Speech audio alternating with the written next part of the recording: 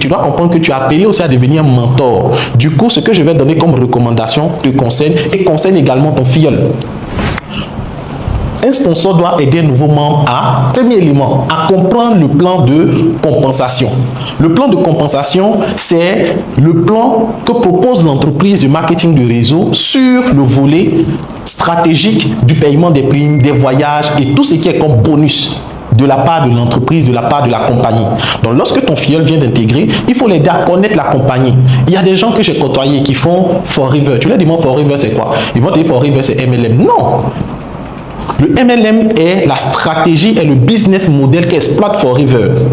Le MLM est le business model qu'exploite Longrich. Mais Longrich n'est pas égal à Forever.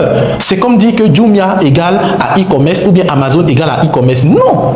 Amazon, c'est une entreprise qui existe et qui va exploiter le e-commerce en termes de stratégie. Longrich est une entreprise qui existe et qui va exploiter le marketing de réseau comme stratégie. De la même manière que quand tu as ton business, tu vas exploiter Facebook et autres pour vendre. Mais on ne peut pas dire que ton business égale à Facebook. Non! Donc, vous devez être capable de pouvoir emmener votre partenaire, votre nouveau filleul, votre nouveau mentoré à connaître le plan de compensation, à connaître la compagnie. C'est très important. Lorsque votre filleul comprend le plan de compensation, il faudrait qu'il commence à se fixer des objectifs de revenus. Lui, il faudrait que ton filleul commence à se fixer des objectifs de revenus. Il veut avoir combien dans la compagnie? Il y a plusieurs personnes, plusieurs filleuls qui abandonnent parce que lorsqu'ils rejoignent une compagnie de marketing de réseau, ils n'ont pas de plan de carrière.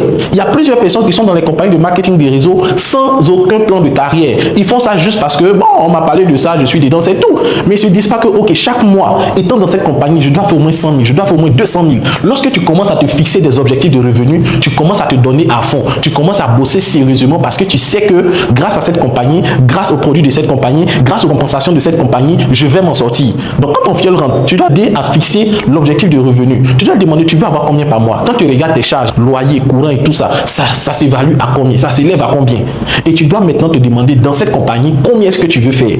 Tu as Longrich là, tu veux faire combien par mois avec Longrich? Tu as Arvea, tu veux faire combien par mois avec Arvea? Tu as Forever, tu veux faire combien par mois avec Forever? Tu as For Life, tu veux faire combien par mois avec For Life? Tu as Dinance, tu veux faire combien par mois avec Dinance? En fonction de ta compagnie, peu importe ta compagnie, combien est-ce que tu veux faire? Toi-même, tu dois le déterminer et tu dois aussi aider ton filleul à le déterminer. C'est ça qui va créer l'engouement, la motivation à toujours bosser parce qu'il a un objectif. Et le jeu veut se décourager, tu dois lui rappeler son objectif. Quand tu rentrais, tu avais dit tu voulais avoir combien? Est-ce que tu as ça? Pourquoi te décourager? Pourquoi tu veux t'arrêter? Et l'objectif qu'on nous a fixé ensemble, pourquoi tu veux te décourager? Est-ce qu'on a atteint l'objectif? Et même qu'on a atteint l'objectif, il faut élever le niveau. Et ça, c'est important. Plusieurs ne le font pas. Et comme il n'y a pas d'objectif, on est là, on travaille comme ça. Après, on se décourage.